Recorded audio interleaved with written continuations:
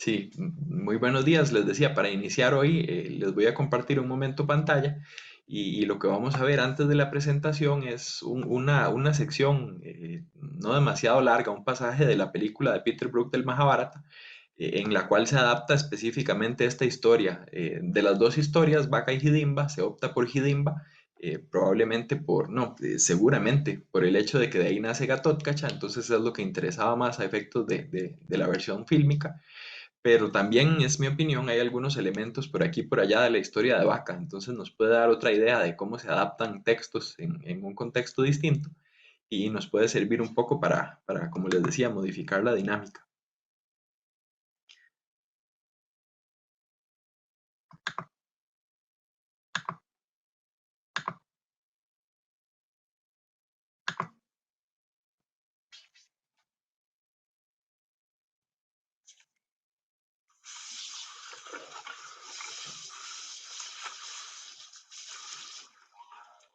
It didn't be my sister. I think I'm dreaming. Yes, I smell human. Look.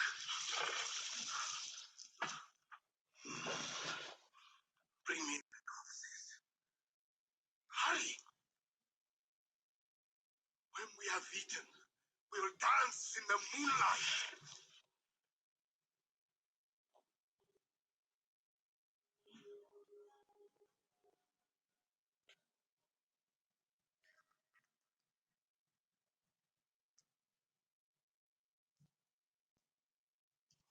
Are you? You I see. Bhima. And who are you? You I don't see. My name is Hidimbi. Forest. My kingdom. You are a Rakshasi. Yes. Show yourself! No! I don't want to. Why? What human is like? I'm black and hairy and I stink. I want to see you. No, wait! I must give myself the face and the body of a gorgeous woman. You can do that.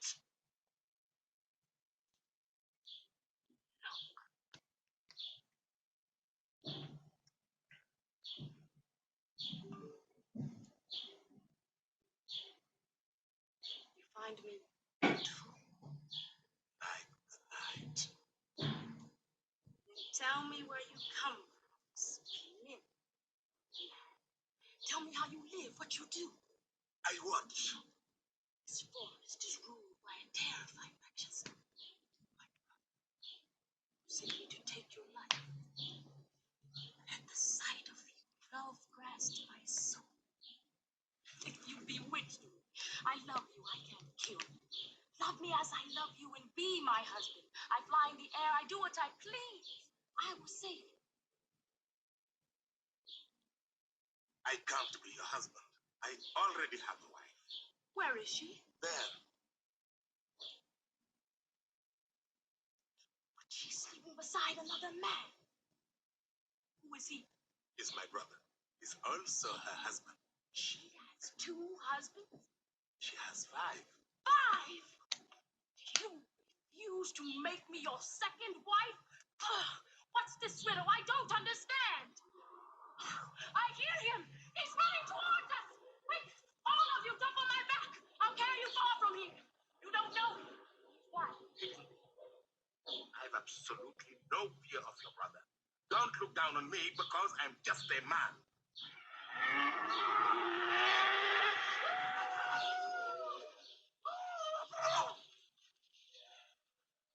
Hidimbi is disgusting. You look like a woman.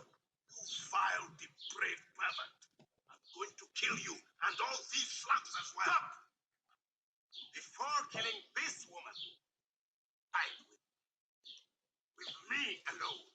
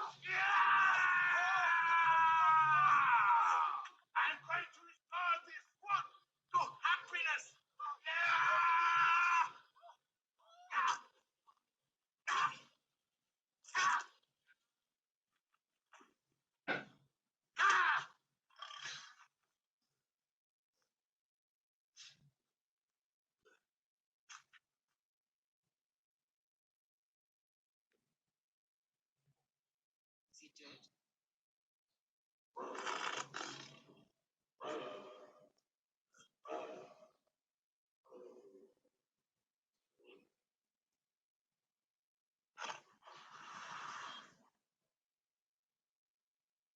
Yes, his monster heart is still.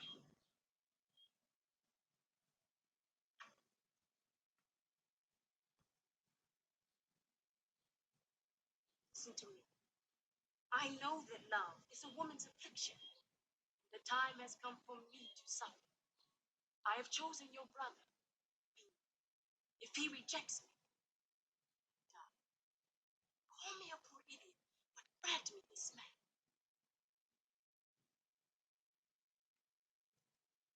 You have other husbands. Give me this one. I want him. If you give him to me, I'll do everything for you. I'll protect you all my life. Yes. Join my brother Bhima from sunrise to sunset. As long as there's light in the sky, it's yours. But don't forget to bring him back. Dark.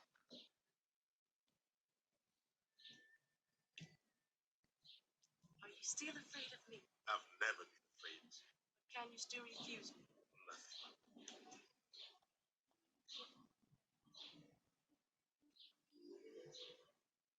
The sun is rising. Carry me away. I'll stay until we are given a son. So, transfigured by joy, Dimby became a woman of almost incredible beauty. She got hold of him. She swept him up to the air. Never. On mountain peaks, sky blue beaches, the secret lairs of gazelle, on the shores of forgotten lakes. Everywhere, she gave him her love. We had a son. An enormous son called Gatotkacha. Here he is. It's him? He's our son? Yes, isn't he beautiful? Already so big, so black. He's a magnificent boy. He has red eyes. He doesn't seem to know how to walk. But he's only just been born. He'll be very strong. Magician. I can already feel his power. Son, come into my arms. Yes, son, it's me. Come, my father. Come, son, yes. Father. Come. Yes, come.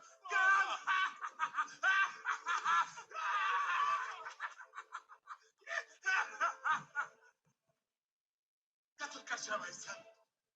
Stay with us. Can't. Why? I live in another world, and I must go back with my mother. But if one day you need me, I'll hear your call. I'll be there, by your side. Hidden Bee, wait. No, don't look at me. I'm leaving. Hidden Bee. Hidden Bee. Eso era.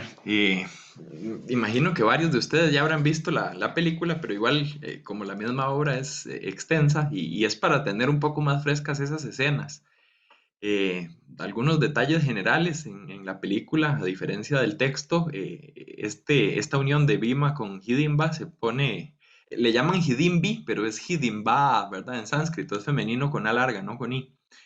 En el Mahabharata, esto pasa justo después del primer exilio, después de que intentan quemarlos en la casa de Laka, se tienen que ir a ocultar por un tiempo, y es hasta después de que Bhima y Hidimba se unen que pasa todo lo de Draupadi. Aquí parece que ya se hubieran casado porque esto en la película se pone después del juego de dados. Entonces hay un cambio ahí, un juego con los tiempos y con las cosas, ¿verdad? Todo eso es propio de la adaptación.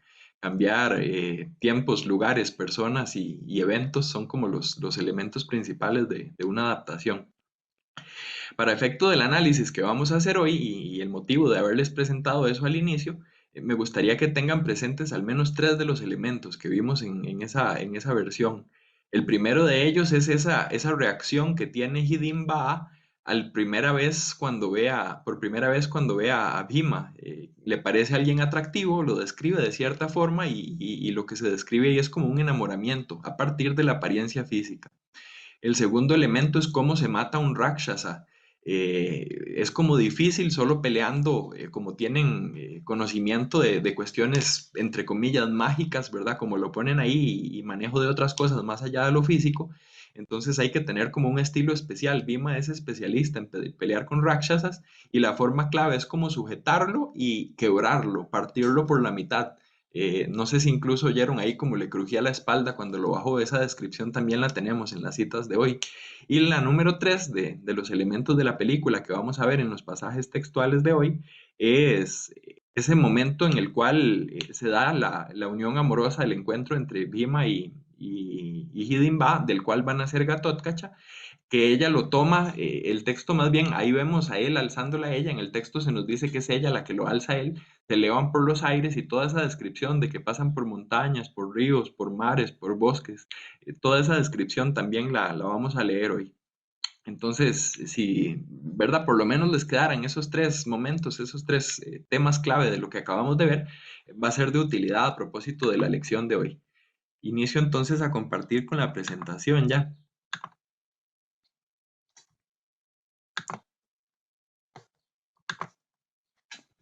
Perdón, quedó hacia el final más bien. Iniciaríamos aquí. Si les interesa y si quieren verlo con más calma, ese es el segmento que les acabo de compartir a partir de 1 hora 50, por si quisieran retomarlo y volver a ver alguna cosa con más detalle. Punto número 11, en la numeración esta que vengo siguiendo, y es el tercero de los elementos que les di en la introducción, que les mencioné que íbamos a tocar hoy. Los acomodo como he hecho en otras ocasiones a partir de cómo van apareciendo en el texto de la obra de teatro. Ese es mi criterio. Entonces, este es el pasaje más largo de los que tenemos para hoy. Esperaría que más o menos unos 30 minutos podamos dedicar. Dice, Tatheti, Tat Pratichnaya. Eh, Ahí me faltó separar el primer sandhi, sería tatha iti. Así, tras pensar, tras considerar, tras expresar su opinión, lo pongo ahí como tras prometer, así será. Y esto está un poco sacado de contexto, pero ya que lo acaban de ver en la película es más fácil ubicarlos. Cuando se van a casar es Yudhishthira el que les da como el visto bueno, el hermano mayor, y no sé si recuerdan lo que le dice, es como puede estar con ella desde que salga el sol hasta que se ponga el sol, pero tiene que traerlo en las noches. Después de que él le da esa instrucción, ella responde esto, tatheti tat pratijñaya, ¿verdad? Tras responder, tras prometer, así será. Es decir, Hidimba está de acuerdo con lo que le acaba de proponer Yudhishthira, y entonces se lleva a Bhima, y ahí es donde empieza el pasaje que vamos a revisar. Dice, Hidimba Rakshasi tada, la Rakshasi Hidimba, entonces, Bhimasenam Upadaya, otro gerundio, y ahí el complemento en esta ocasión es Bhimasenam. Entonces, y tras tomar a Bhima, es lo que les decía, en el texto ella es el sujeto de la acción, él es el objeto, ven que ella está en nominativo, él está en acusativo, ella es la que lo está alzando a él.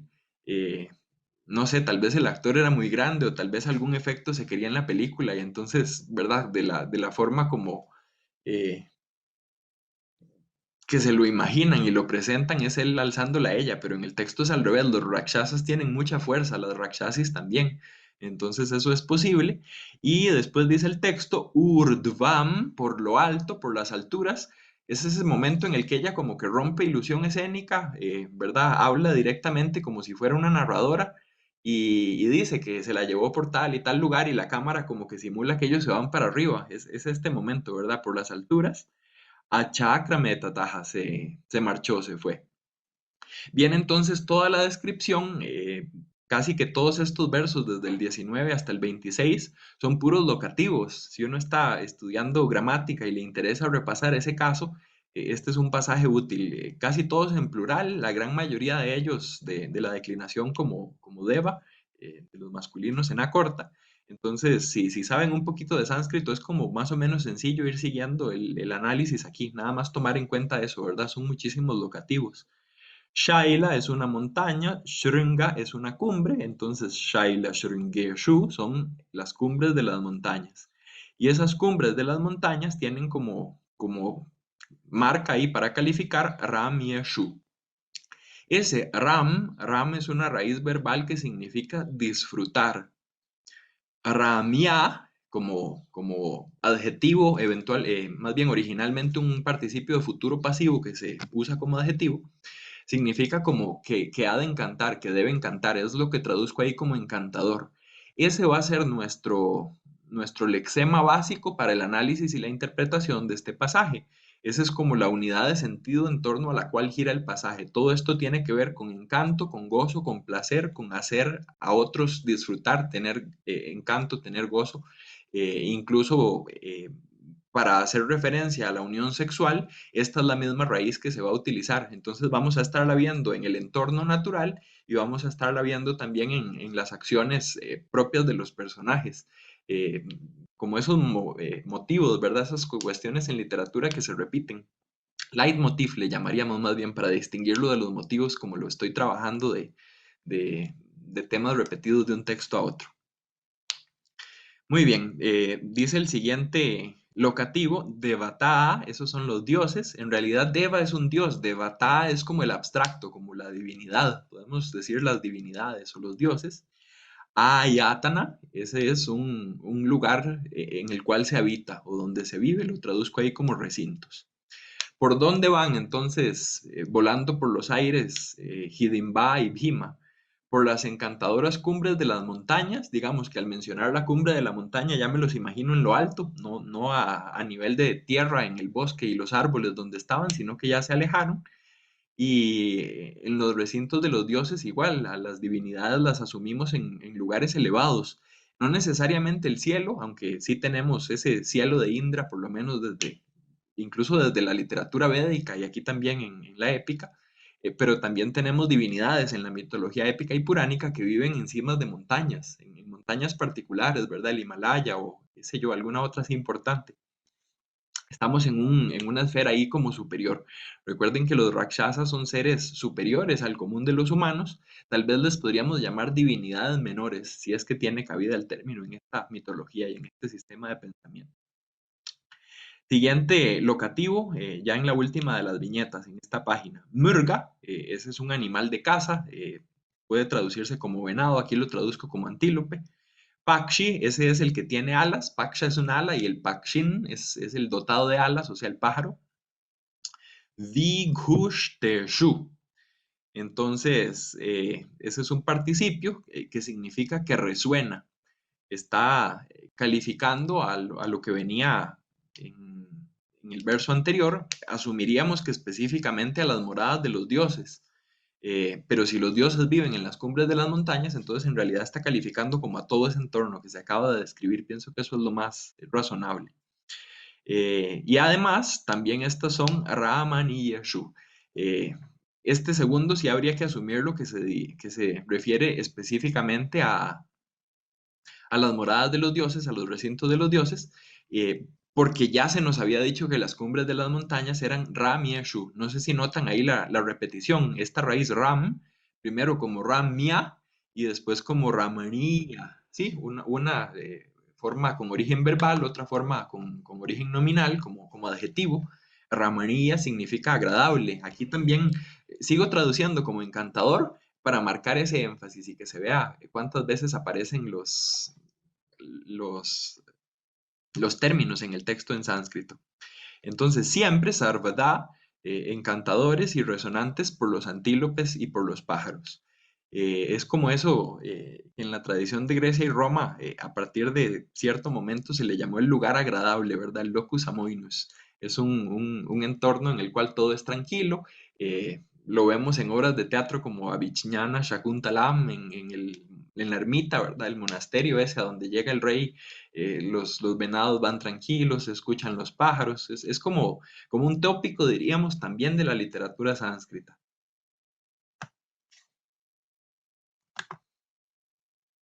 Siguiente.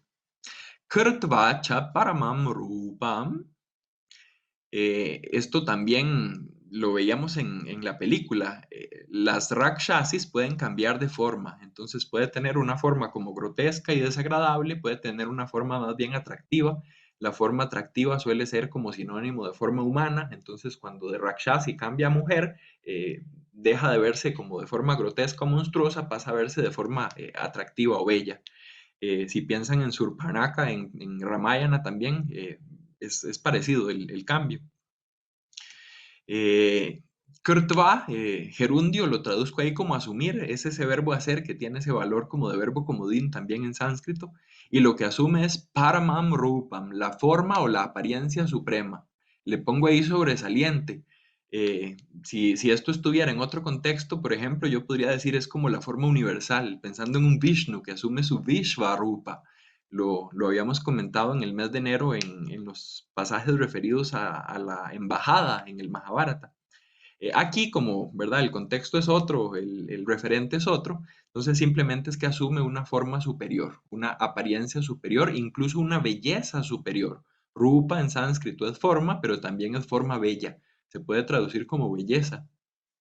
Ese ella lo agrego ahí por contexto porque en el sánscrito no está y lo que viene después es un nominativo referido de vuelta a esta hidimba.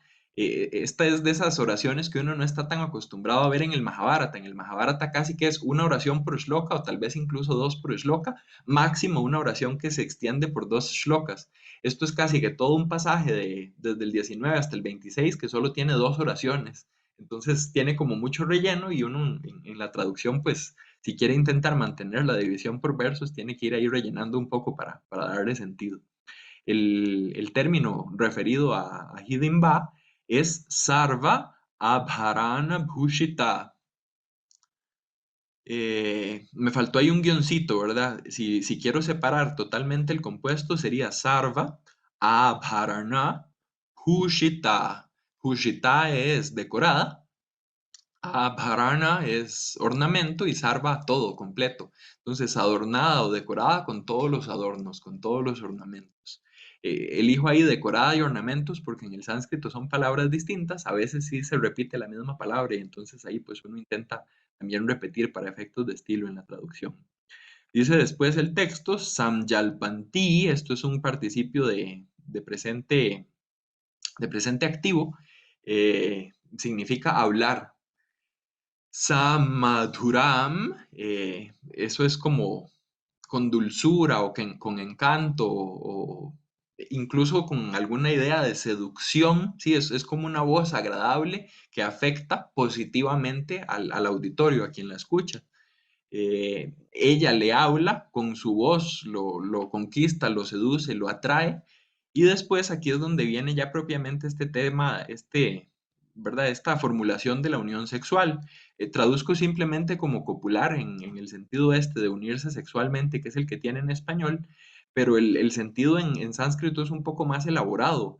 Primero, la forma es un perfecto perifrástico, ¿verdad? Ramayam asa, con verbo auxiliar as.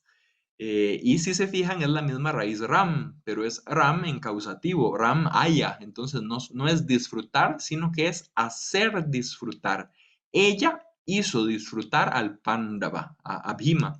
Y si uno se va como a los manuales de amatoria, ¿verdad? Un Kama Sutra o textos en esa línea, existe como una idea de que hay como cierto compromiso, cierta responsabilidad de parte de la mujer con respecto a cómo tiene que ser la relación de pareja, ¿verdad? Lo sexual incluido, pero incluso la interacción más allá de lo sexual. Y esta idea de complacer la mujer al hombre es como una idea también en otra literatura, como les digo, en tratados, manuales. Llama la atención aquí la forma en que el texto lo presenta. Sí, es que se unieron sexualmente, pero es que ella es la que está haciendo como el trabajo, es la que lo alza, es la que cambia de forma, es la que habla con una voz particular, es la que lo hace disfrutar y así es como se formula el encuentro, la unión sexual. todo en función de Bhima, ¿verdad? Del disfrute del hombre, podríamos decir, ¿verdad? Más o menos así es como lo está proponiendo el texto. A mí me interesa muchísimo, bueno, aparte de toda esta cuestión cultural y de género que hay detrás, el elemento este textual de Ram, que se repita ese Ram, a mí me llama la atención siempre. Lo he dicho ya en sesiones anteriores, cuando el texto o el autor nos repiten algo es para ponerle atención, alguna clave ahí importante de interpretación, algún sentido útil hay en esa terminología. La repetición en literatura no es como en filosofía, ¿verdad? No es tautológica, es enfática, tiene algún sentido, tiene alguna utilidad práctica. Muy bien, Tathaiva a sí mismo, entonces aparte de esto, ahí es donde termina como la primera oración. La primera idea es que aquí y allá, por las montañas, por las moradas de los dioses, por esos lugares que sonaban bien, ella se preparó, se unieron amorosamente. Asimismo, y aquí viene la segunda idea. La segunda idea igualmente va a ser una serie de locativos, una larga enumeración con compuestos y como con preparación para, eventualmente culminar en esta misma frase, Ramayama Sapandavam. La vamos a volver a encontrar hacia el final. Muy bien, tenemos Vana Durge Shu. Lo traduzco ahí como bosques inaccesibles. Parece que estoy traduciendo al revés el compuesto. Sería en aquellos lugares que tienen no lo pude decir, inaccesibilidad de los bosques o que son tan inaccesibles como bosques.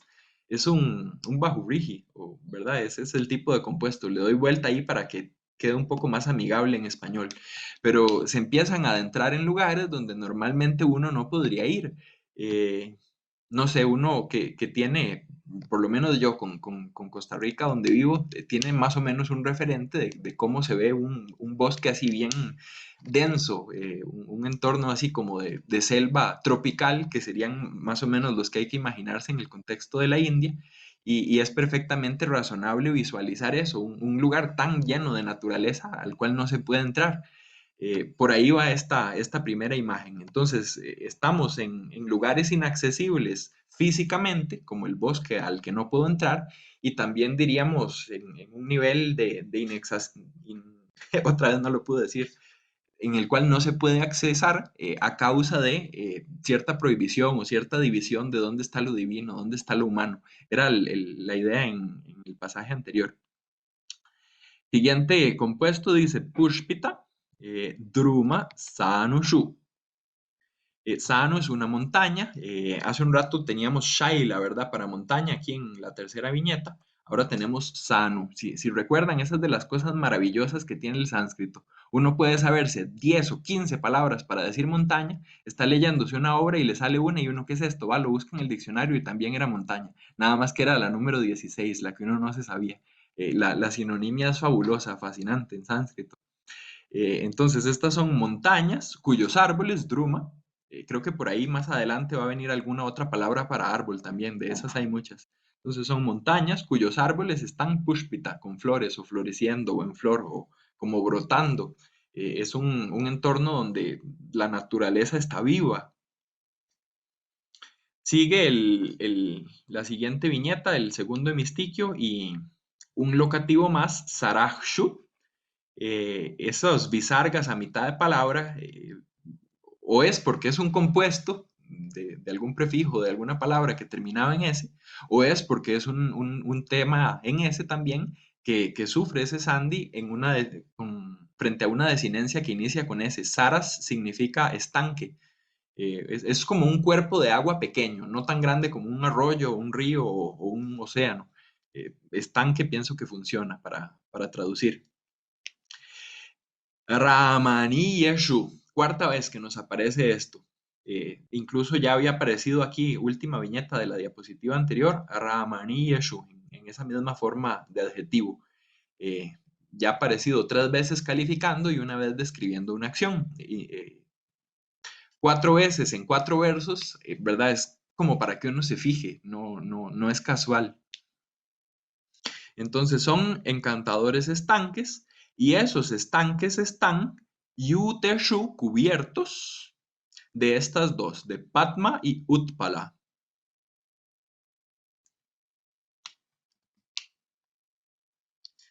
Traduzco como lotos y nenúfares. No sé qué tanto conocimiento tengan de plantas, se podrían entretener muchísimo. Yo pasé por ahí la primera vez que traté de entender esto y de buscarlo. Son flores parecidas, la diferencia es que una es un poco más blanca, la otra es un poco más azul, a veces se le llama lirio de agua, pero a mí me encanta la palabra nenúfar porque nenúfar es una palabra en español que viene del sánscrito. Nenúfar viene de Nila Utpala. Sí, Nila es azul y Utpala es loto. Entonces el nenúfar es el loto azul. Yo creo que tal vez con esa explicación y si se les queda por ahí la etimología no se les va a olvidar. Pero son como plantas normalmente asociadas así con cuerpos de agua, con espacios como este, como un estanque, se caracterizan también por la belleza, por lo encantador. Insisto, esta es la descripción de la naturaleza en esplendor, en flor, el espacio ideal para el encuentro amoroso, un encuentro, digamos, totalmente separado, apartado de lo humano, de esa vida como citadina, etcétera. Es totalmente asociado o vertido hacia la naturaleza.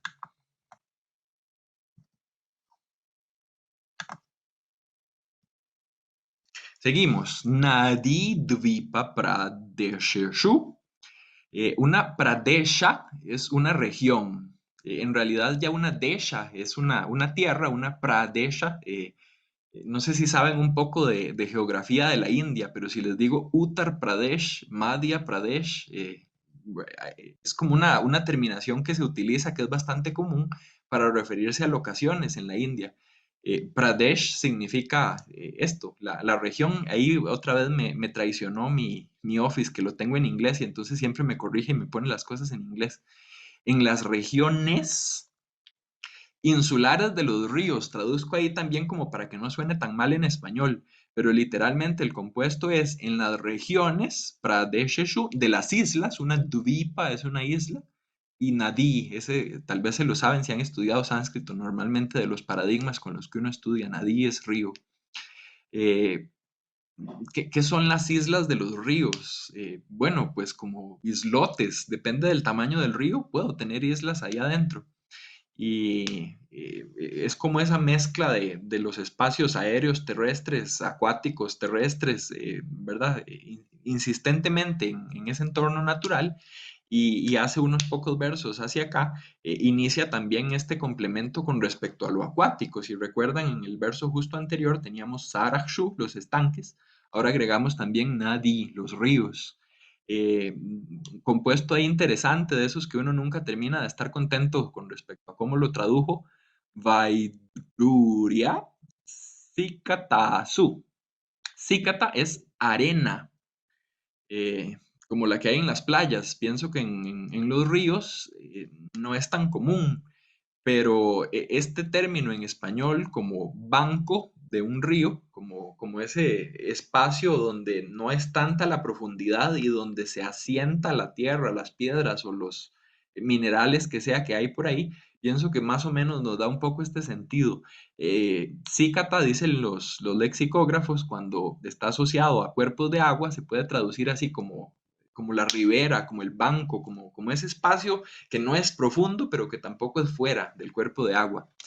Al final es la opción que tomé para traducir. Y Valduria, traducir por crisoberilo es igual mandarlos a un diccionario a buscar, pero por lo menos crisoberilo sí está en el diccionario de la lengua española. Estoy pasando una palabra que veo ahí y reconozco como sánscrito a una que yo que sé griego también veo y reconozco como griego en el otro lado. Crisoberilo tiene etimología griega en español. Es una gema en particular y su color es como amarillo, casi verde. Eh, este tema de las piedras preciosas es un tema apasionante por cuestiones de etimología, por cuestiones de comercio en el mundo antiguo. Bien es sabido que India, incluso, ¿verdad? De ahí viene el nombre para América de las otras Indias, las que están de este lado. India era como ese lugar donde todas estas cosas que en Europa valoraban y apreciaban tanto estaban y estaban disponibles y querían conseguirlas. Y entonces también es uno de esos ámbitos donde uno encuentra como préstamos, palabras en español que vienen del sánscrito. Tema apasionante, interesante, nada más ahí como paréntesis y seguimos. Su tirthavana toya su. Toyas significa agua. Eh, mm, Tal vez mejor leo un poco más para traducir completo. Tatha giri nadi shucha. El sustantivo viene después. Giri nadi shu. Ese es el sustantivo. Lo otro lo está calificando. Es un bahuriji que está funcionando como su adjetivo. El su tirthavana toya su. Entonces, giri, otra palabra más para montaña. ¿Cuáles eran las otras? ¿Recuerdan? Shaila, Sano, Giri. Insisto, si uno busca con paciencia, muchas más hay. Nadishu, ahí para arriba sí, sí estoy manteniendo la misma palabra, pero yo opto por cambiarla. Por contexto y por descripción y por otros pasajes de la literatura que nos describen tirtas, esos lugares sagrados de peregrinación, ven que aquí esa es la palabra que se está utilizando, su tirta.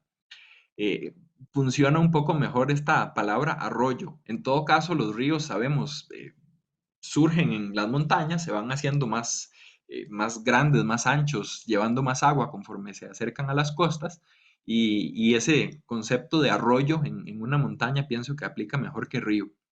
Cuestión de gustos, ¿verdad? Si tienen algún comentario, también se los agradezco. Entonces son los arroyos de las montañas, eh, cuyas aguas, toyas, y cuyos bosques, vana, son su tierra, son como lugares de peregrinación, son sagrados, puedo poner ahí simplemente para ahorrarme un poco de palabras en español. Este es un Bahubriji cuyo segundo miembro es un Dvandva, ¿verdad? Vanatoyas, bosques y aguas. Esos son dos elementos que están unidos en un sentido copulativo y la caracterización se le está dando a ambos, son su tierra. Vana puede ser bosque, puede ser madera también, como madera sacada de los árboles que están en los bosques.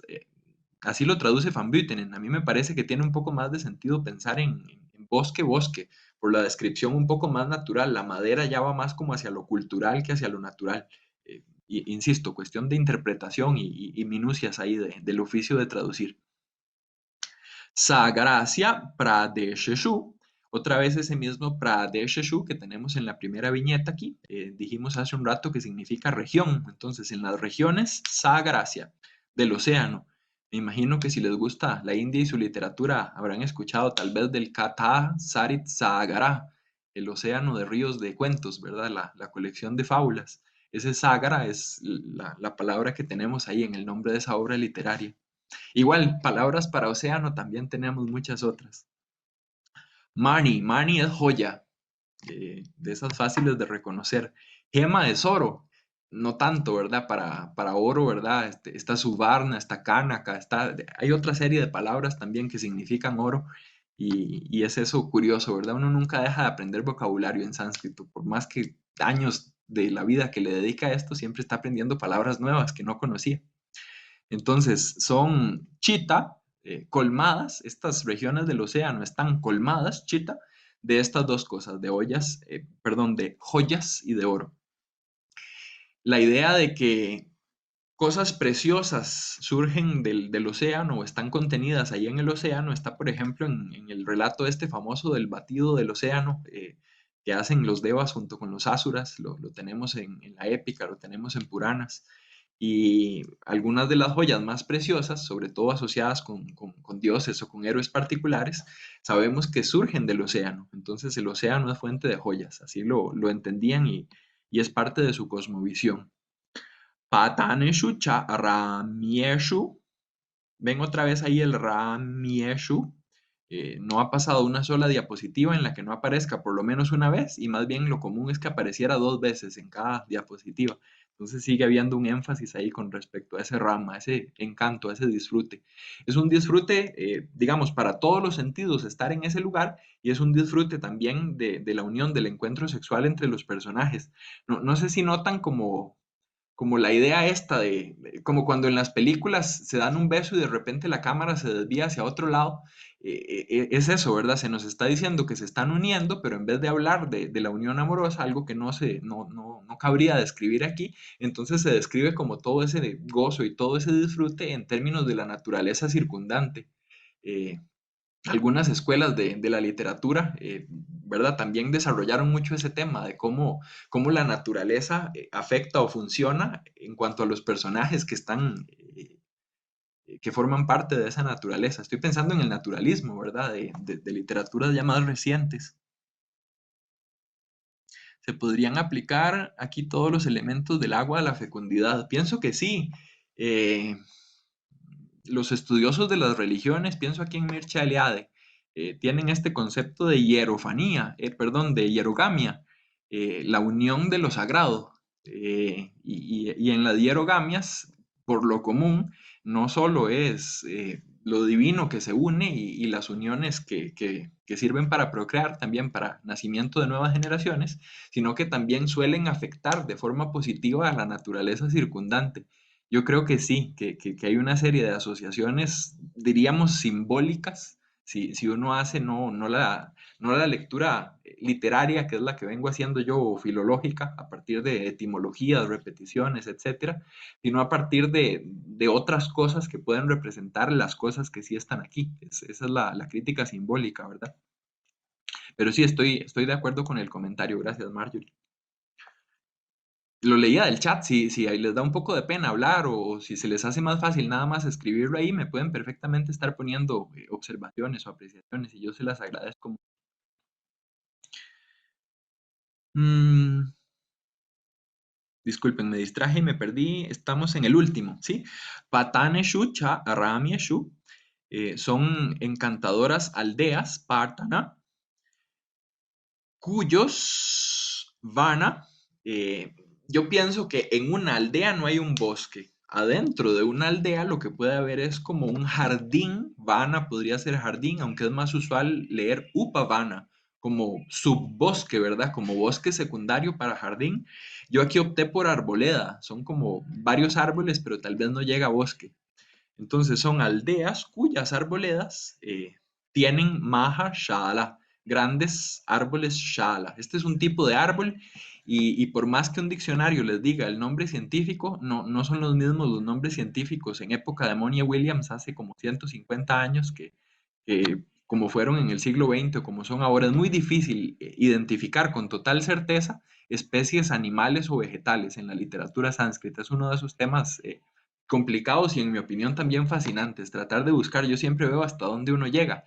Normalmente no termina llegando a algo satisfactorio, pero no por eso deja de ser interesante intentarlo. Aquí lo dejo como shala nada más.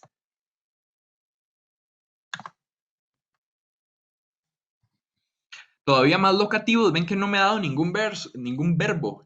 Eh, Pienso que para uno como estudiante de sánscrito, si le pusieran esto al inicio, tal vez se frustra un poco porque busca y busca en el diccionario y sigue poniendo más montañas y más árboles y ¿dónde está la oración? ¿Qué es lo que me está diciendo? Todavía nada. Solo está hablando de todos esos lugares por los cuales se desplazaron estos dos. Si recuerdan, el primer verbo era de kram, avanzar, y las otras formas verbales eran estas de ram en causativo en perfecto perifrástico, de unirse. Pero todo son puros locativos y así continúa todavía en estos versos. Deva Arani Eshu. Eh, Como venía traduciendo regularmente vana por bosque, entonces aquí decidí traducir araña por selva, pero una araña y un vana, en realidad un araña y un vana, porque uno masculino y el otro neutro en sánscrito, son más o menos equivalentes. Incluso el libro tercero del Mahabharata, casi todo el mundo lo conoce por el Vana Parvan, pero en realidad su nombre es Aranya Parvan, el libro de la selva, diríamos, sin que eso nos lleve demasiado la cabeza a otro contexto indio más reciente. Entonces, en las selvas que son Punyeshu, Punya es digno o meritorio de, de reconocimiento, de esfuerzo consagratorio, eh, Punya es ofrenda, punya es uno de esos términos culturales tan significativos en sánscrito para el hinduismo antiguo y contemporáneo también. Yo sin complicarme demasiado la cabeza, nada más pongo ahí sagrado, pero ese es uno de esos términos cargadísimos de sentido. Entonces son los bosques sagrados de los dioses, ya nos habían dicho algo de los recintos de los dioses, si recuerdan en el inicio de este pasaje un poco largo. Tata, Parvata, Sanushu, en las cimas de las montañas. Hace un rato habíamos visto Sanu como montaña, ahora más bien hace referencia a la parte más alta de esa montaña. Y si recuerdan, también habíamos visto Shaila y Giri, y ahora les agrego uno más, Parvata. ¿Sí? No sé si recuerdan a Parvati, el otro nombre de Uma, la esposa, la consorte de Shiva. Ella se llama Parvati porque es la hija de Parvata, la hija de la montaña. Entonces, otra palabra más todavía para decir montaña. Guhyakanam. Los Guhyakas son otro tipo de divinidades menores, como los Yakshas, como las Apsarasas, como los Rakshasas. Eh, Se puede traducir como genios o espíritus de la naturaleza o algo así. Yo estoy centrado ahorita en otras cosas, entonces nada más dejé Guhyaka. Niva Seshu son los lugares donde habitan o las moradas de los Gujyakas. Tenemos Tapasa Ayataneshusha en los recintos. Igual ahí voy alternando un poco para Nivasa, el hijo morada, y para Ayatana, que es la que me salió en los primeros versos, recinto. Pero si se fijan, esto es como un despliegue de virtuosismo autorial, diríamos, de cómo puedo hacer una descripción de la belleza, cómo puedo desviar la mirada y la atención del encuentro sexual hacia la naturaleza, cómo puedo adornar tanto como sea posible, cómo puedo explotar la sinonimia. Muchos de estos elementos, en mi opinión, anticipan un poco esa que será la literatura cavia después, ¿verdad? Y en todo caso, si notamos todas las palabras que se usan para decir árbol, todas las que se usan para decir montaña, y que se use una sola para hacer referencia a que es encantador o agradable o que hace referencia a la unión de la pareja, pues todavía más evidente es el énfasis. El siguiente verso dice Sarvartu, ahí no le puse a la R el diacrítico correspondiente, es que separé el sandi, ¿verdad? Pero son todas las estaciones. Sarvartu. Hala, Pushpeshu, Manaseshu, Sarakshucha.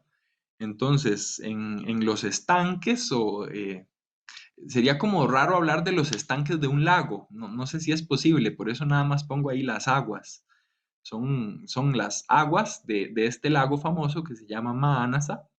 Algunos lugares sí tienen nombre, otros hacen referencia como a sus habitantes, otros son totalmente genéricos en la descripción esta que hemos ido viendo.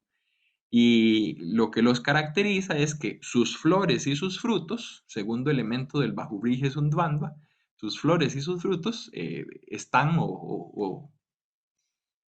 se ven, se aprecian, aparecen Sarva Rtu durante todas las estaciones. Eso es raro. Mm, Por más poco afectado que esté uno por las estaciones, y lo digo como alguien que vive muy cerca del Ecuador, siempre hay como cierta variación con respecto a en qué época florean los árboles o las flores. Eh, hay como cambios, que no haya cambio, que durante todas las estaciones siempre estén disponibles las mismas flores, los mismos frutos, también hace como referencia a esa cualidad idealizada del espacio este natural que nos está describiendo el texto. Sigue en el último, en el segundo hemistiquio, y creo que este ya es el final del pasaje un poco largo que les traía. Bibrati Paramam Rupam. Si recuerdan, este Paramam Rupam también es la misma expresión que apareció al inicio de la descripción. Ella asume como la forma suprema o una apariencia sobresaliente, una belleza sobresaliente inclusive. Bibrati es otro de esos participios de presente activo. Y volvemos a ver también repetida el perfecto este perifrástico a partir del causativo, Ramayam Asapandavam. Se unió sexualmente con, o disfrutó, o mejor aún, hizo disfrutar a Bhima, al Pándava. Y toda esa descripción la tomé completa a diferencia de otros temas que desarrollo, como para que vean que es un tema importante a efectos de la obra literaria. Incluso hay un segundo pasaje que incluyo en el análisis que estoy haciendo, pero que no les traje para que no se hiciera pues todavía más largo, pero en el cual cuando ella ve por primera vez a Bhima, como que se enamora y piensa, es más importante el deber de esposa que el deber de hermana, y lo que dice es, si nos comiéramos al héroe, disfrutaríamos unas pocas horas, pero si me caso con él, lo disfrutaré por muchos años. Y es esa, como esa doble dimensión de disfrute, por un lado, orientado hacia lo gustativo, ¿verdad? A la comida, a comer carne humana, que es lo que llamaba la atención a este Rakshasa, sobre todo al varón, a Hidimba, con A corta. Y por otro lado, esta dimensión del disfrute, más bien asociada a lo sexual. Sutherland Goldman, a quien ya he citado, interpreta que en la obra de teatro, a pesar de que no hay mención explícita de lo sexual, las referencias a la comida y la forma en la que se interesa por la comida, la Rakshasi, Hidimba, ¿verdad? El personaje de ogro femenino, tienen como ese trasfondo sexual heredado del texto épico. Yo estoy de acuerdo y por ahí es por donde voy a leer los siguientes pasajes de la obra de teatro que traigo. Este es el fragmento en prosa número 4 después del verso 15 y el fragmento en prosa número 6 después del verso 15. Estamos en el contexto de discusión, es lo que veíamos el día martes. Estos 5 miembros de la familia, que ofrece primero el padre, luego la madre, luego el hijo mayor, luego el hijo del medio, luego el hijo menor, hasta que eventualmente se elige al del medio, eh, como por falta de cariño de parte de sus familiares.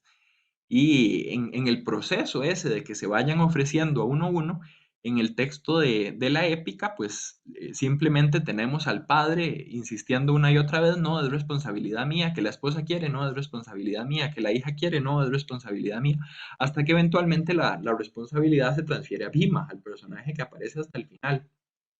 A diferencia de ese contexto épico, en este marco dramático, tenemos a Gatotkacha desde el principio.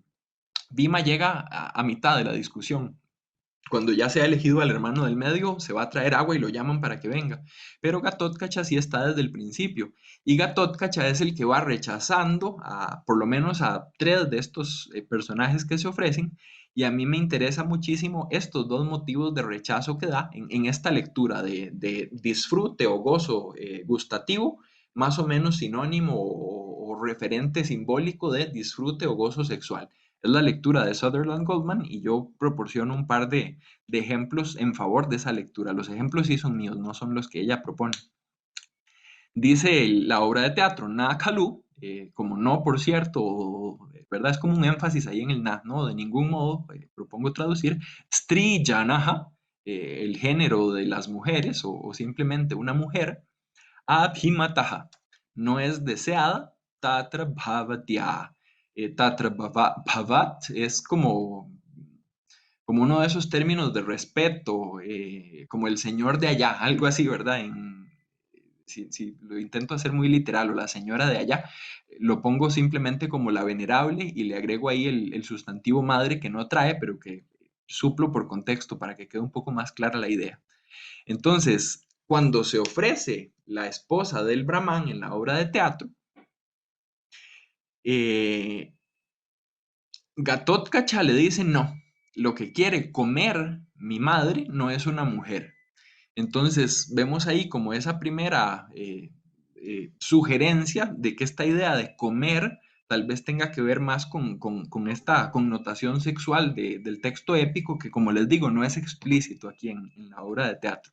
Una mujer no. En todo caso, hay un referente interesante, tampoco traigo la cita, pero la menciono por lo menos. En el mismo Mahabharata, cuando estamos en el relato este de la muerte de Vaca, la esposa del Brahman se ofrece y dice, de todas formas pienso que es posible que a una mujer no la maten. Si fuera un hombre el que va, definitivamente lo van a matar, pero se supone que los rakshasas son respetuosos con las mujeres, entonces a una mujer no la matan. Podría haber influencia, y pienso yo que de hecho parcialmente la hay, de ese pasaje del Mahabharata en este pasaje de la obra de teatro. es la justificación de por qué no se habría de querer a una mujer. Pero el hecho de cambiarlo y no es una mujer no se va a matar o él no va a matar a una mujer, sino que ella no desea a una mujer, ¿verdad? Ahí ya hay como un juego y un cambio con respecto a esta otra lectura. Es una combinación, como en tantos momentos.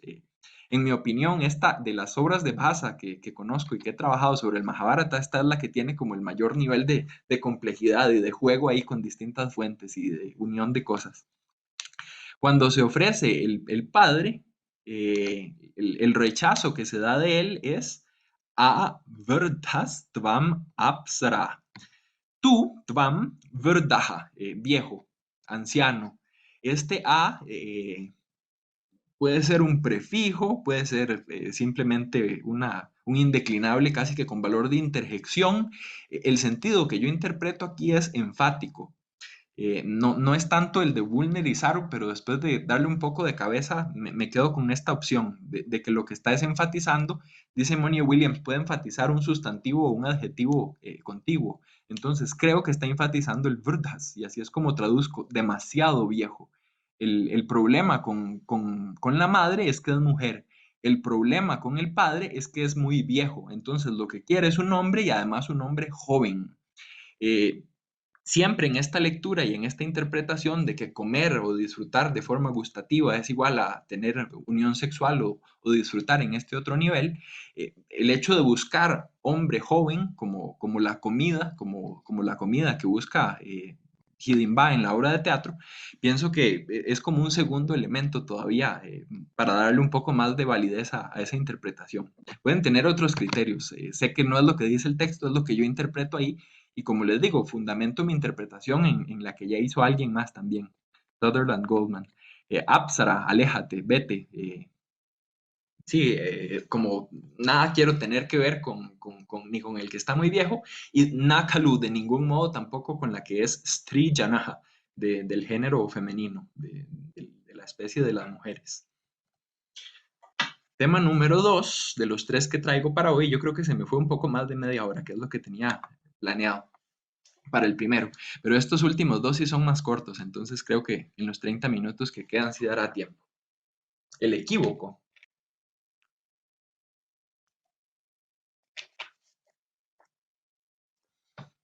El equívoco es un recurso de la comedia latina, específicamente o fundamentalmente asociada con Plauto y Terencio, que tiene que ver con dos personajes que se parecen en la misma obra. El parecido físico ayuda, si aparte de eso también hay un vestido común, pues eso lo hace todavía más notorio.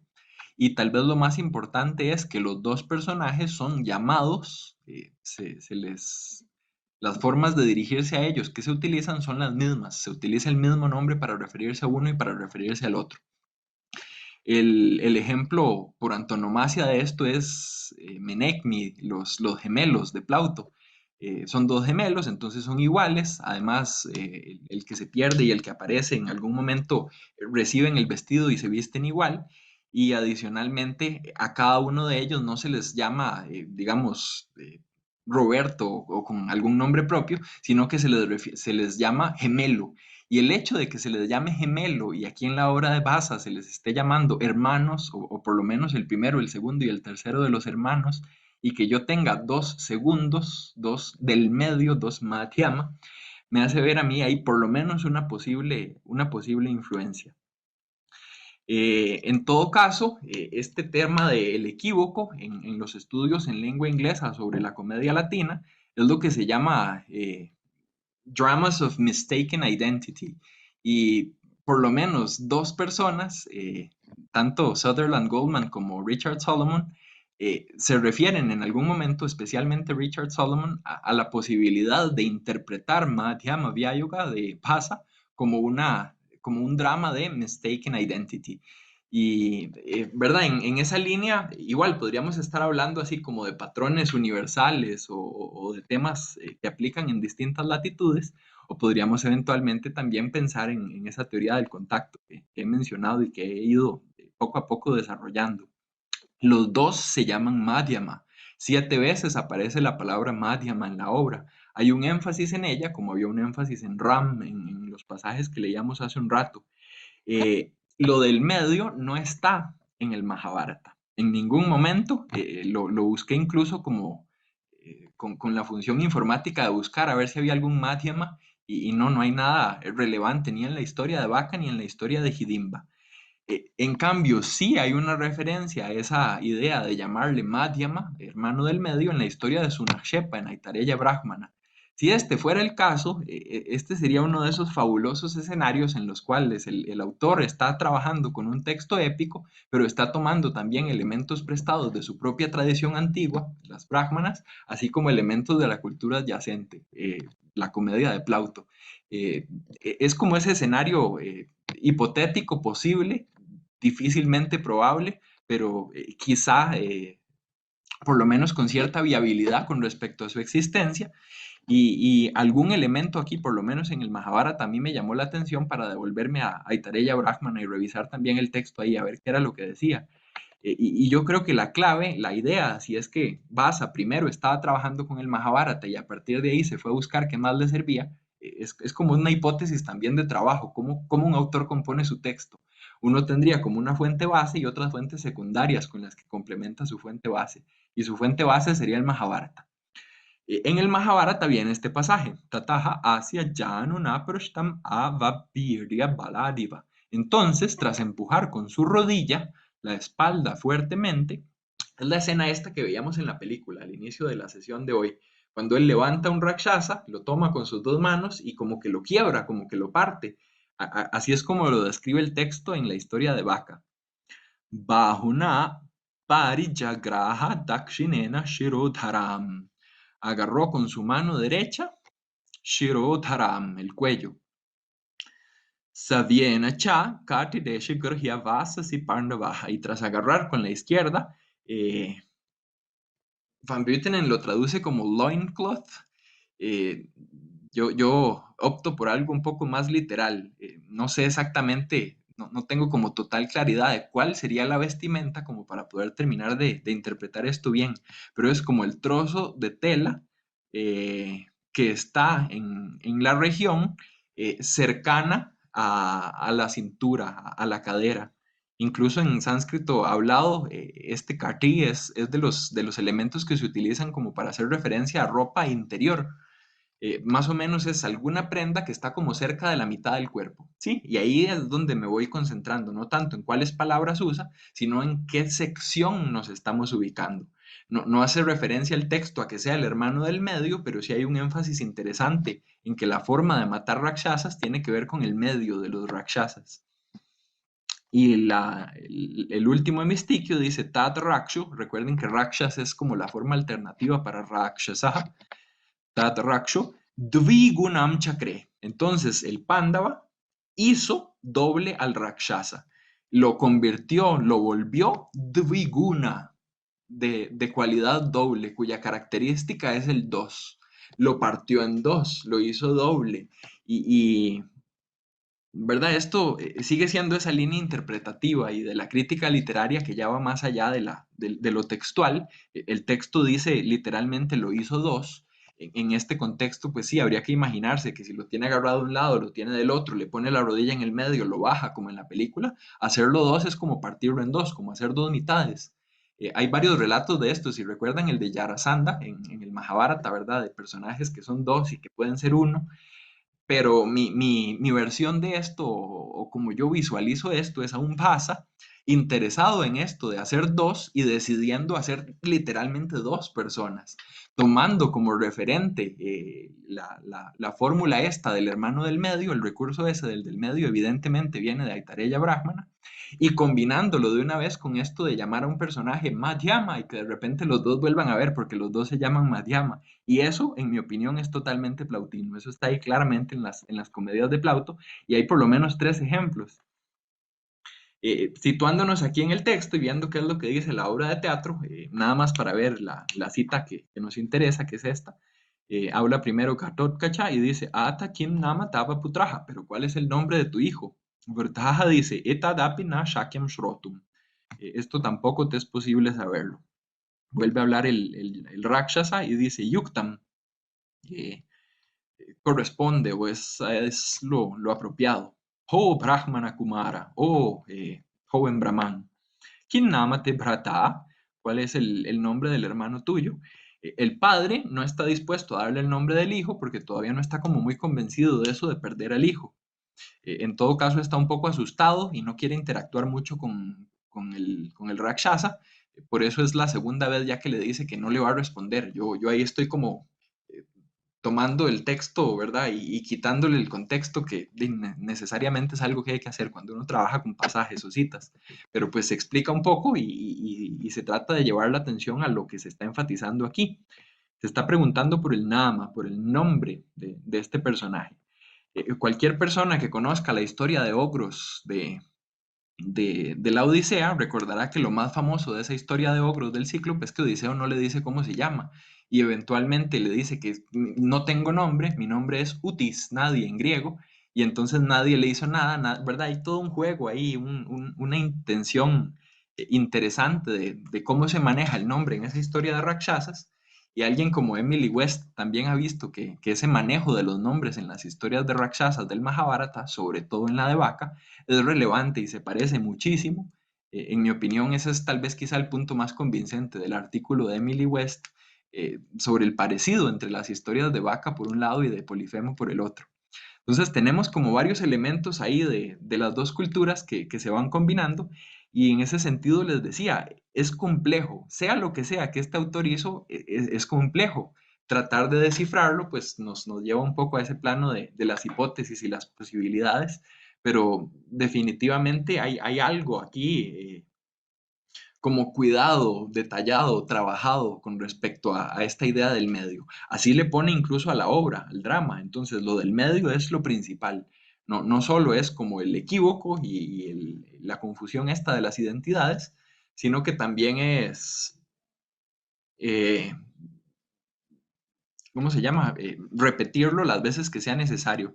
Estaba leyendo aquí entre los comentarios que en el telegrama Bhima lo que hace es voltearlo y romperle el cuello contra el suelo. Sí, esa mención del cuello también lo han analizado otros autores y aparece igual en los dos relatos, en la historia de Polifemo. eh, Tal vez lo que recuerden más es que le clavan una estaca en el ojo, pero antes de eso, cuando queda borracho, el texto en griego lo que dice es que deja caer la cabeza hacia atrás y deja expuesto el cuello. Y, ¿verdad? Ese cuello es el cuello por el que toman a los rakshasas. Hay una serie ahí de paralelismos con respecto al procedimiento de matar ogros, que pienso yo, en mi humilde opinión, van más allá de lo coincidente o de los relatos estos como tradicionales de ogros y apuntan en la dirección hay alguna relación, algún tipo de relación entre estos relatos. Muy bien, después de que le pregunta por el nombre, eventualmente se le responde, como se le responde también en otras historias de ogros, y la respuesta es Tapasvi Madhyamaha, es un asceta y el atributo que tiene ese asceta es ser Madhyamaha, el del medio.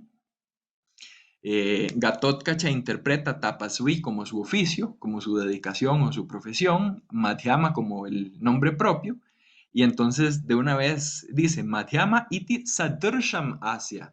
Eh, de las cosas fabulosas que tiene el artículo de Richard Solomon es una sección entera dedicada al análisis de la palabra sadrsham en la obra Madhyama Vyayoga. Él cuenta cuántas veces aparece Sadrusham, cómo este Sadrusham tiene que ver con la doble personalidad de Gatotkacha, que es parte ogro y parte héroe, y cómo este Sadrusham tiene que ver sobre todo con esa construcción de la imagen del padre como espejo de la imagen del hijo. Padre e hijo son Sadrusham en la obra, y este es un término clave que se va a ir repitiendo. El hecho de que sea Madhyama, esta es la primera vez que aparece mencionada la palabra Sadrusham, también cuando hay repeticiones, por lo general algo se señala con la primera y con la última. Aham eva y hacia mí, yo mismo voy a ir. Po, po, Madhyama, Madhyama. Oh, tú, el del medio, oh, tú, el del medio. Ven que lo está llamando. No sé si esto ya lo había comentado, pero Po es casi que con valor de interjección, algo que caracteriza el hablar de los brahmanes. Al inicio de Madhyama Via Yoga, cuando Keshavadasha está asustado de que Gatotkacha se acerque, la primera vez que lo escucha hablar, lo escucha decir Bho Brahmana. Y entonces él dice, ah, pero este dice Bho. Si dice Bho, debe ser porque es alguien como con cierto refinamiento, como con cierto nivel de cultura, ¿verdad? Esa correlación de la forma de expresarse con respecto a la forma de actuar y eso como que lo tranquiliza un poco. Tiene que ver con esa dualidad. Gatotkacha tiene como su faceta negativa y también su faceta positiva. Shigram, Agacha, ven pronto. Pero ven, entonces lo llama Madhyama, eventualmente Bhima escucha quién me está molestando, a mí que hago ejercicios y me dice Madhyama, Madhyama, y entonces ya va y se fija a ver por qué es que lo están llamando y ahí es donde inicia este tema del equívoco. Llamo a uno, pero responde el otro porque los dos se llaman igual. Eso no está ni en el Mahabharata, ni en la historia de Sunakshepa, ni en la historia de la Odisea, eso está en el teatro latino. Y entonces, ¿verdad? Otra línea más y otra posibilidad más de interpretación. No sé si habrá, ¿verdad? Alguna otra tradición, por lo menos así teatral, pensando y que se me vengan de momento a la cabeza, en el mismo Mahabharata sí está eso de llamar con un nombre y me refiero a otro, ¿verdad? Cuando Ashvatthama murió y no es el hijo de, digamos, el personaje que se espera, sino que es el elefante. Entonces, eso de que dos tengan el mismo nombre, sí lo tengo en el Mahabharata, pero utilizarlo para generar confusión en la obra de teatro que tenga como cierto resultado cómico, es más bien triste y casi diríamos trágico el que tiene en el Mahabharata. Habría que explorar como varios ejemplos, a ver qué resultados se sacan. No sé si algo de lo que me comentan tendrá que ver con lo que estoy diciendo. El del medio me da la idea de equilibrio. Sí, yo no sé si en español hay una palabra para referirse al hermano del medio. Eso es una duda que he tenido por bastante tiempo y si conocieran alguna expresión o alguna forma, uno dice el hijo mayor o el hermano mayor, el hijo menor o el hermano menor. Eh, ¿Cómo se le dice a los que son, a los que están en el medio, a los que tienen hermanos mayores y menores en español? Si se les ocurre algo, ¿verdad? Yo les agradecería muchísimo. Porque sí, esto, Otu, el del medio, suena horrible en la traducción. Tal vez haya alguna forma. En algún momento yo traducía por mediano, pero entonces me lo imagino tipo ricitos de oro, ¿verdad? No es ni muy grande ni muy pequeño. Y no es eso. ¿Verdad? Es que nació después de unos y antes de otros. Ese sentido en español todavía no logro encontrar como algo suficientemente satisfactorio. Nos quedan 15 minutos y nos queda únicamente esta, que es la de la relación de padre e hijo. Esto también lo desarrolla en una sección significativa de su artículo Richard Solomon.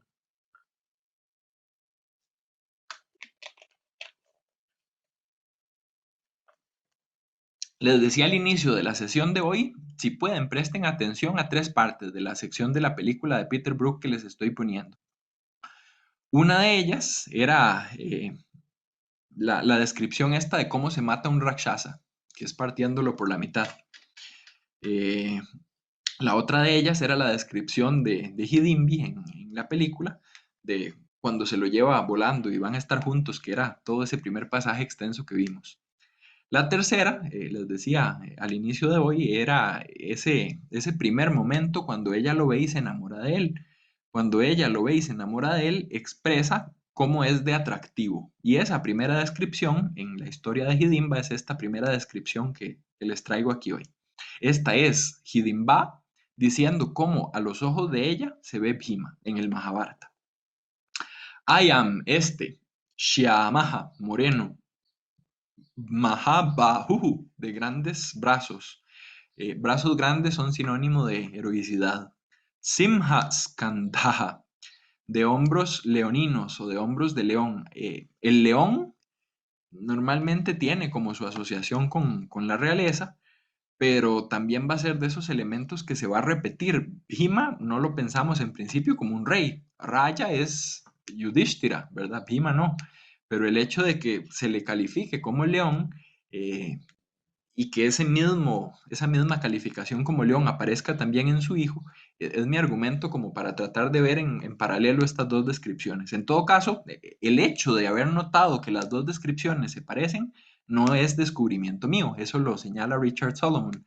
cómo ese parecido se da en esta primera descripción a partir de ciertas repeticiones, esa sería la idea mía. Esa es mi contribución.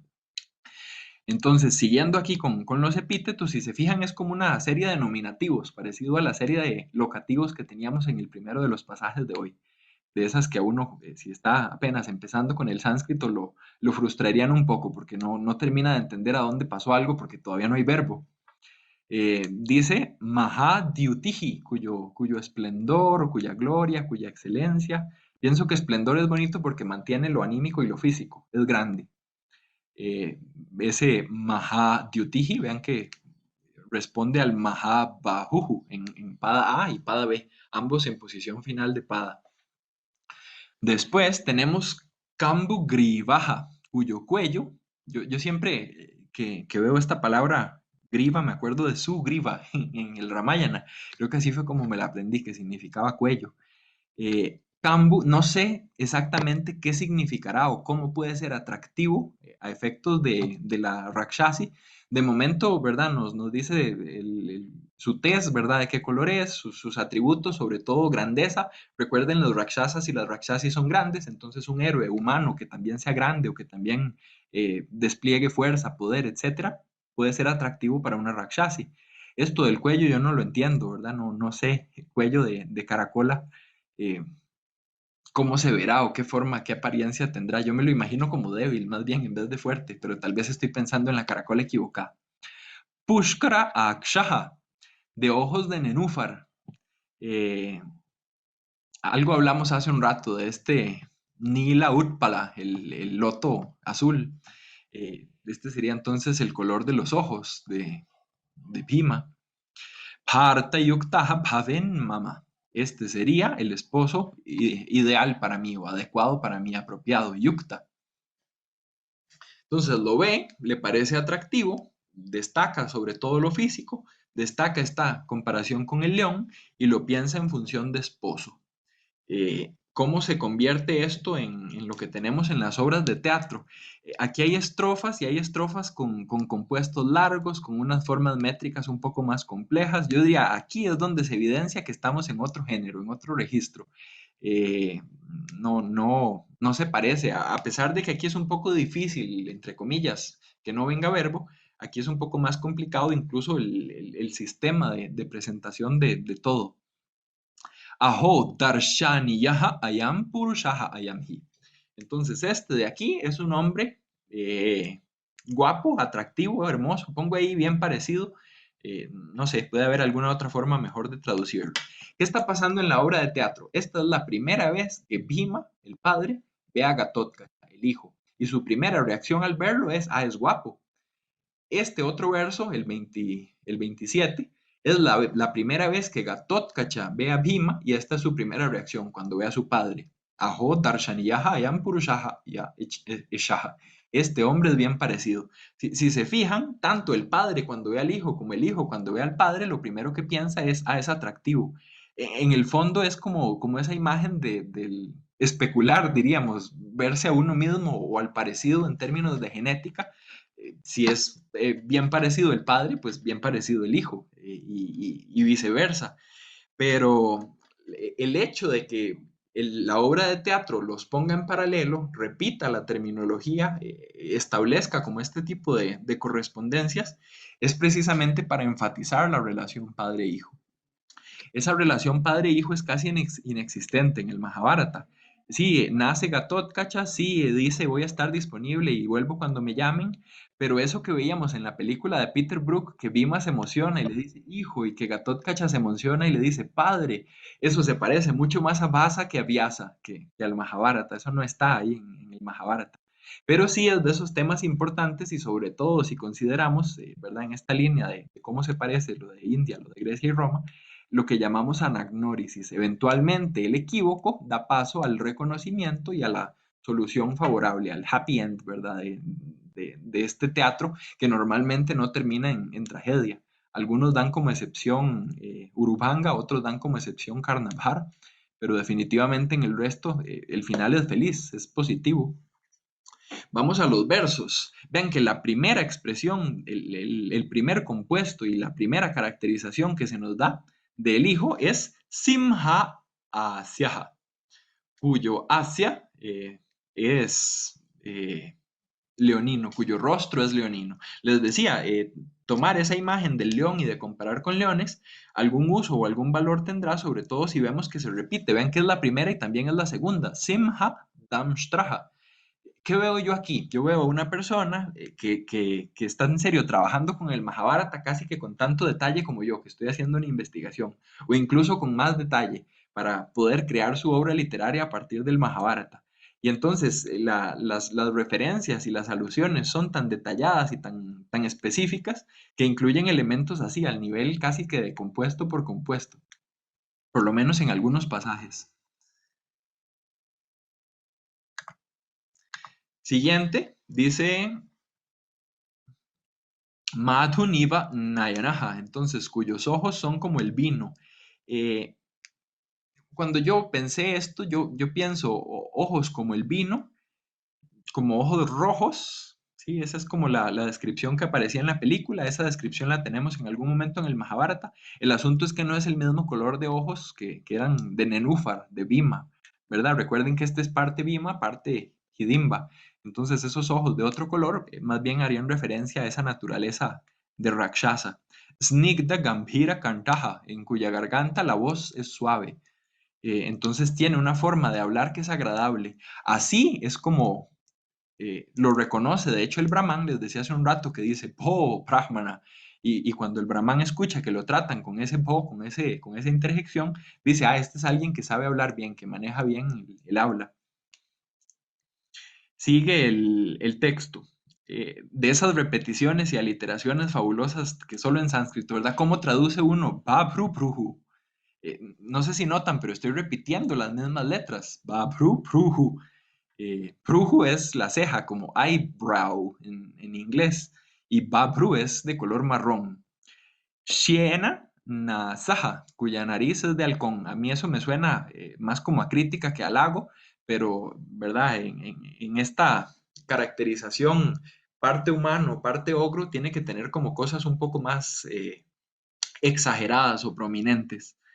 Dvirada Pati Hanuhu, entonces cuya mandíbula, ven que este Hanuhu es parecido a ese Damshtraha que aparecía arriba, dos palabras para decir mandíbula, es del señor de los elefantes, de esas palabras hermosas, para decir elefante, el que tiene Dvirada, dos colmillos.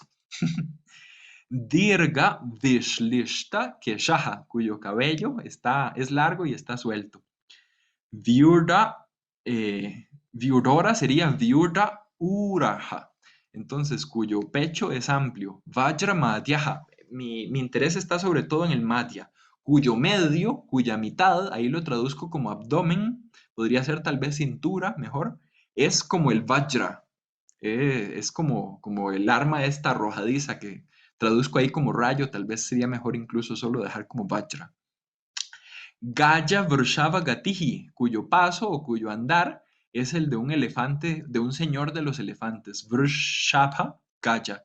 Vean que teníamos Dvirada para elefante, tenemos aquí Gaya para elefante, esa fabulosa y fascinante sinonimia inacabable del sánscrito. Lamba Pinamsa Bahuhu, cuyos brazos, así fue como leí este compuesto, no sé qué les parece, es un poco raro. Los brazos son los que deberían ser largos, lamba, y los hombros, amsa, son los que deberían ser gruesos, pina. No sé si existe esa forma de compuesto en la cual el primer adjetivo vaya con el último sustantivo y el segundo, ¿verdad? Como los dos de los extremos con los dos del centro. Si existe, pues, y lo lograra encontrar así, genial. De momento lo que yo pienso es un bajo vriji cuyos brazos tienen estas dos cualidades, un dvandva ahí en el centro. Por un lado, ser extensos y por otro lado, otro bajo brigi, tener hombros que son amplios, ¿sí? Porque los hombros, digamos, parcialmente pertenecerían a los brazos también. Así es como lo leo. Pienso que debe haber alguna otra forma mejor que tal vez yo no conozco. Suvyaktam, claramente, Rakshasi Yaha, nacido de una Rakshasi. Vipula Bala Yutaha, dotado de una gran fuerza. Loka Virasya Putraha, el hijo de un héroe entre las gentes. Entonces, estos dos niveles, es hijo de Rakshasi, es hijo de héroe, énfasis en el Simha, énfasis en que es atractivo, es bien parecido, es guapo, y esta misma descripción que tenemos del hijo, que se nos parecía a la del padre en el Mahabharata, es la que vamos a tener para el padre también en la obra de teatro. Simha Kirtihi. ¿Por qué pienso yo que la inspiración del Mahabharata es este verso? Eh, por el uso de ese Simha, que si se fijan es la primera descripción, de hecho, epítetos 1 y 2 en la descripción del hijo, y es la primera también, epíteto 1 en la descripción del padre. Entonces, su akruti, su apariencia es leonina. Kana tatala samana bahuhu. Sus brazos son como sí, samana, ese es similares o parecidos a tala, palmas o palmeras doradas. Eh, miembros como brazos y piernas, compararlas con palmas, tópico, ¿verdad? En la literatura cavia. Eh, ojos con lotos, ¿verdad? También tópico. Y algunos otros por ahí van un poco más en esa línea tradicional.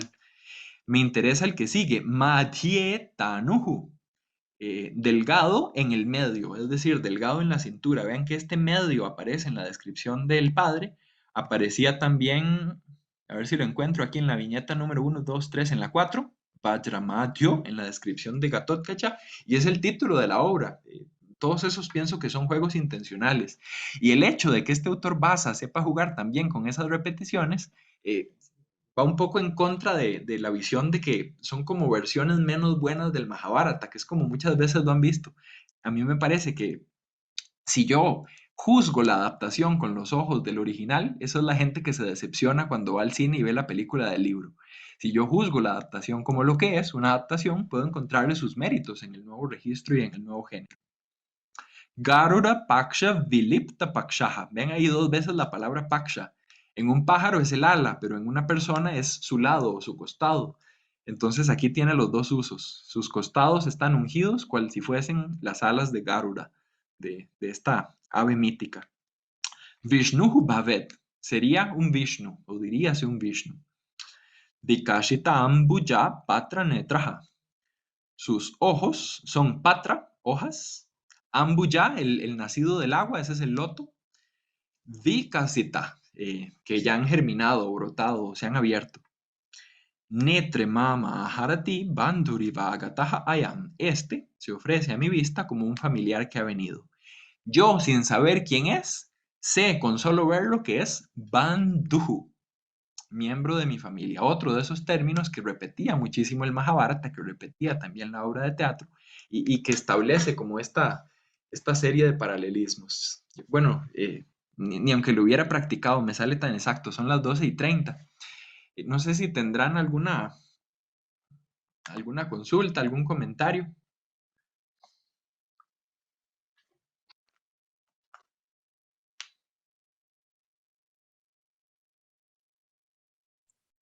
Profesora, a mí en la película que usted nos pasó ahora al inicio, Ujú. lo que me llamó la atención es cómo hay una ay, de la obra, por parte de la obra de Ajá. Handivi, Hidimbi. Hidimbi, perdón. Ajá. Yo no sé si en el Mahabharata también ella le dice cómo debe matarlo. En la película ella le dice, levántalo, sácale el aire. Y me llamó mucho la atención de que hay una gran alegría donde le dice eso. Sonríe, ella sonríe. y es matar al hermano de ella. O sea, me Ujú. llamó poderosamente la atención eso. Yo creo que no. La verdad no lo tengo como en mi radar reciente. Tendría que devolverme al texto para revisar, pero yo creo que no. Digamos, en el Mahabharata sí viene como clara la división. Primero es el encuentro con ella, después es el encuentro con él y Ajá, cierra con la boda, como que vuelve otra vez a ella, como esa ajá. composición anular, ¿verdad? Ese círculo completo. Mm, Ella le dice en la película, ¿verdad? Le dice qué es lo que tiene que hacer. ujú. Levántalo, sáquele el aire, me parece. Sí, Sí, sí, eso sí. me llamó la atención. Yo creo que no. Estoy más o menos seguro, pero sí, no lo afirmo porque no tengo total certeza. Preferiría revisarlo. Eh, Hay varias cosas que cambian en el texto y esa perfectamente podría ser una de esas que cambian. Me refiero al texto fílmico. Le llama a uno texto como para decir que está trabajando con dos versiones del mismo registro, a pesar de que sean distintas. Pero sí, sí, pienso que vale la pena. Tiene que ver un poco con la caracterización de ella. Pienso que a ella se le da muchísimo más énfasis en la película que a él. En el caso del Mahabharata, pues viene una caracterización más o menos de los dos, cómo pelean, cómo hacen, qué quieren. De él incluso se describía en el texto épico por extenso su gusto por la carne humana. Ese es un cambio, por ejemplo, ahí es ella más bien la que dice, huelo carne humana en la película, si lo recuerdan. En el Sí. texto más bien es él el que dice, me huele, hace tanto no lo olía, solo el olor me basta, vaya y me los trae, los cocinamos juntos y los comemos entre los dos. Entonces yo creo que podría ser alguno de esos cambios, preferiría revisarlo y bueno, tal vez lo podemos retomar el martes al inicio. Perfecto, gracias. No, a usted.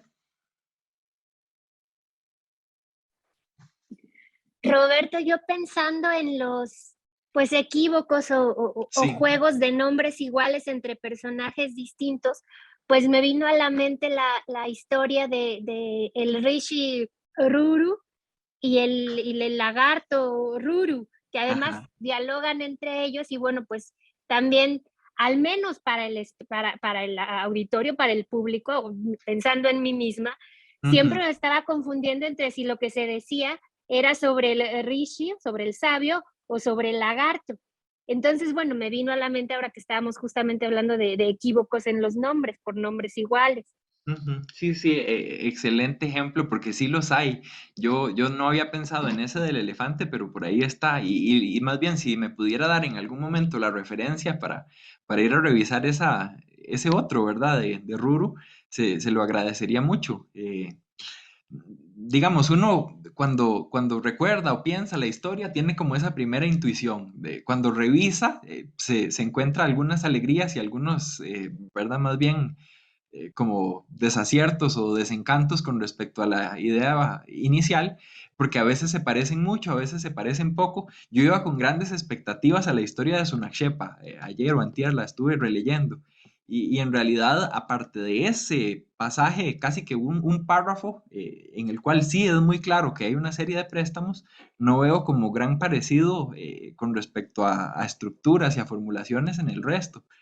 Pero sí, sería interesante revisar esta otra historia también de Ruru, a ver si encuentra uno cosas que se le parezcan o cómo es que se maneja el tema del equívoco, porque lo hay, pero cómo se maneja es lo que a uno le puede dar como esa clave de si es suficiente el parecido para considerar que pueda relacionarse uno con el otro o si simplemente es un parecido así superficial.